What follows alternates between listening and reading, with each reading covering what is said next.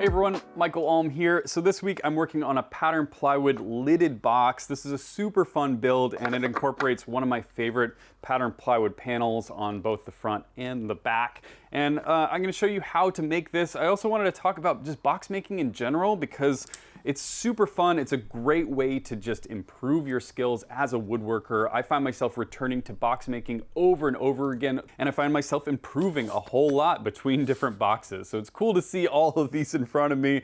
My skills have definitely improved, and I'm gonna show you how to make this specific box so you can experiment in your own shop. Big thank you to this week's sponsor, Bloomscape, for sponsoring this video. We'll talk more about them later, but for now, let's get into the build.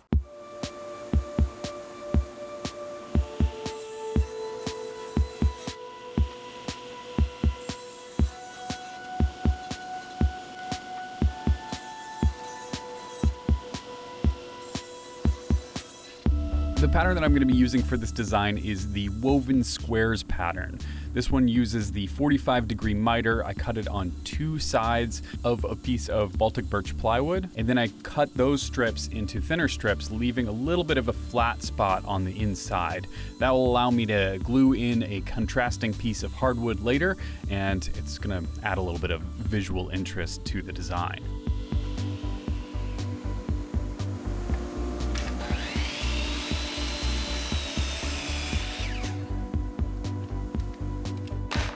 To make the strips easier to manage during the glue up, I cut them in half down to about 12 inches, and then I tape two of them together at the mitered seam and glue them up.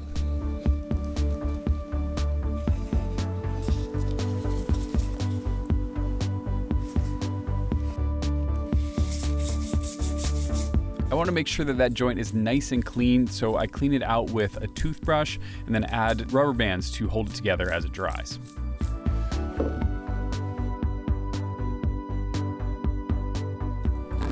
After a few hours of dry time, I can then take off the rubber bands and the tape and then sand off any excess glue that might be on there. As I mentioned before, I'm going to be adding some contrasting woods into this joint, and for that I'm going to cut down some ash and some mahogany. I cut these strips so they're slightly wider than that inner seam, that area that I cleaned out with the toothbrush earlier, and I'll trim them to fit later. I can then glue the pattern plywood pieces and clamp the contrasting strips into place.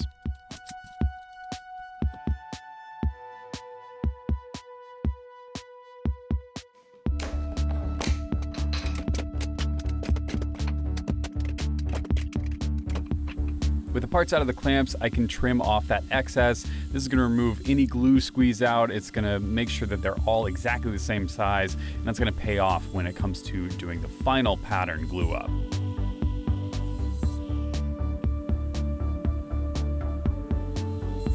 With everything squared up, I can then start trimming out the individual tiles. I use a stop block on my crosscut sled and a pencil with a big eraser, and I can batch through these really quickly and really safely. And as you can see, it makes a ton of pieces, so it doesn't really take that long to make this pattern. It just kind of looks like it's time consuming.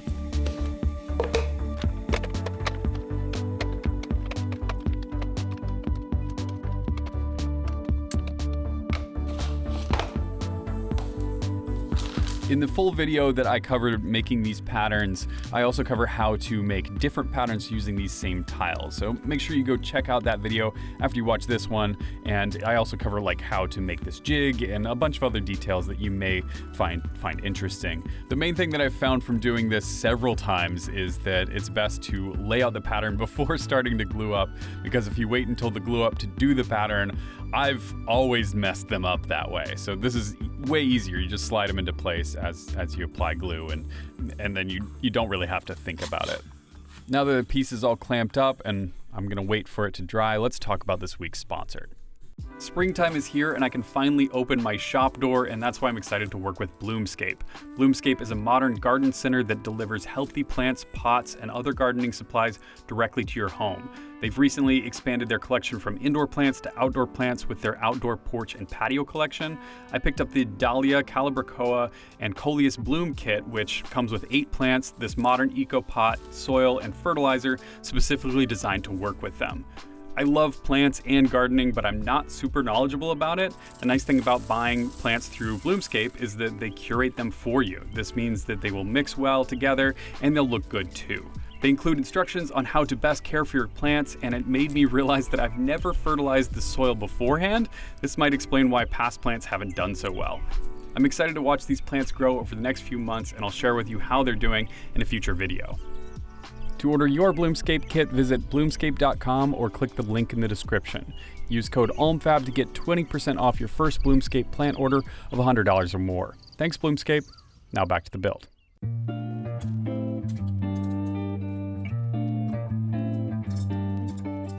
With the pattern plywood panel out of the clamps, I can then go over and sand it. For this, I'm just using a palm sander and taking off the excess glue, trying not to shape it too much. After that, I'm gonna go over to my table saw and resaw it. This is actually my first time experimenting with resawing pattern plywood, and it worked great. I've been kind of afraid of doing it, but it seems to hold up really well. I had hoped to finish off the resawing on my bandsaw, but it's just not tall enough. So I went over to my workbench and brought out a Japanese pole saw.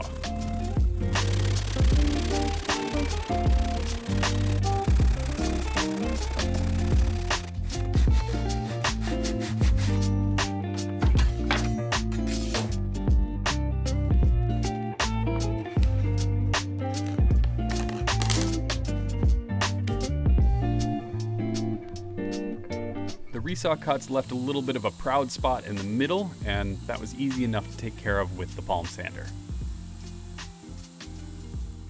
I'm only going to be using one of these panels on this project, and I'm actually going to cut that panel in half because it's way bigger than I need for the tee box. So I cut it right down the middle, and that yielded 2 equal sections that were perfect for the top and bottom of the box.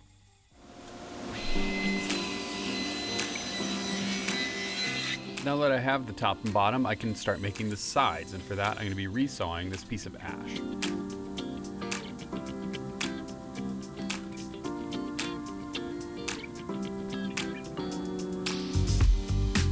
I want to lock the pattern plywood panel into the side panels with a dado track, and for that I'm just going to be using the kerf of my table saw blade. You may notice that I'm not doing a whole lot of measuring on this. Most of what I'm doing is just kind of marking and using the material thicknesses that I have. So for that, I just make a mark and then cut it again with the kerf of the table saw and sneak up on it until it fits really nicely.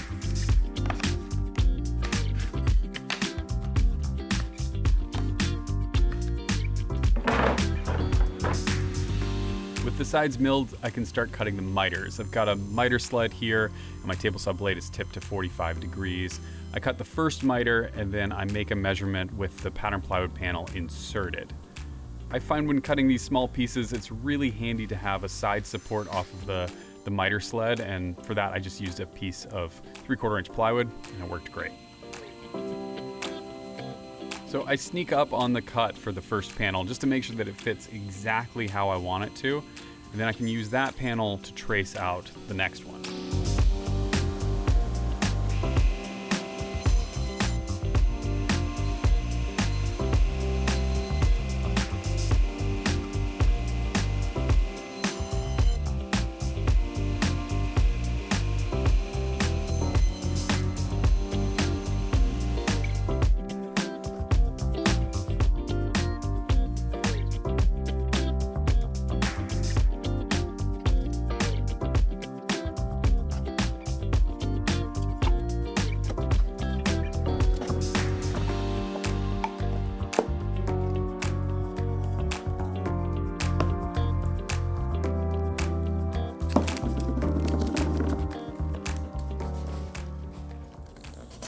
Since miter joints are not the strongest joints when they're just straight glued up, it's always a good idea to reinforce them. I like splines, I think they look really good, and I built this jig to cut out the spline notches on your table saw. I put out a video on the subject a couple weeks ago, so make sure you go and check that out. I also have plans available for this jig on my website. For cutting the splines themselves, I like this Rockler thin rip jig. It's super handy, easy to set up, and it makes for cutting these thin splines really simple and really safe.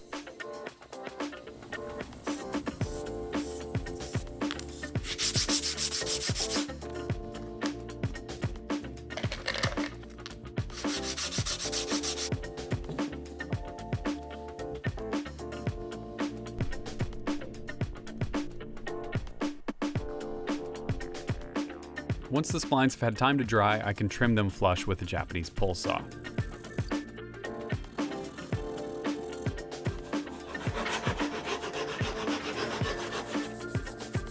I rough sand the splines with a sanding block and then go over that with a palm sander.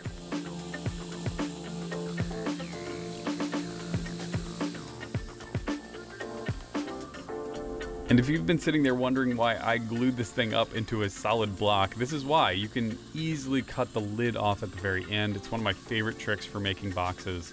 And this way you have a perfectly fitting lid that's exactly the same size as the base.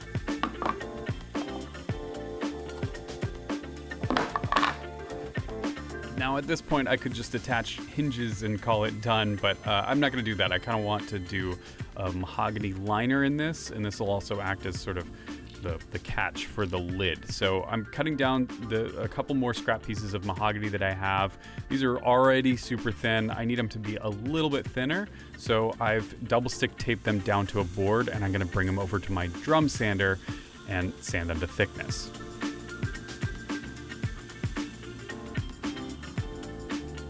After that, I can pry them off the board. I have to be really careful here because you can easily split this grain. But once I got those off, I can just take them over to my crosscut sled and trim them to fit.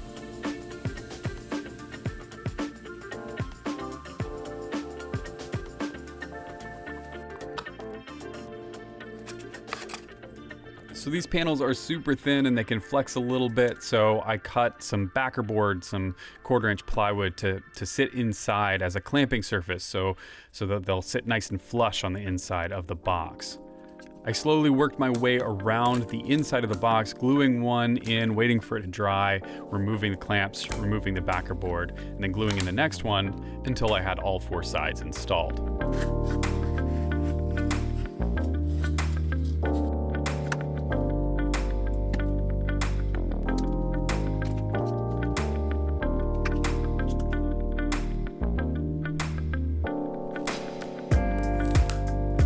At this point, all that's left to do on the box is to sand and finish it. I sanded it all the way up to 320 grit and finished it with a coat of Odie's oil.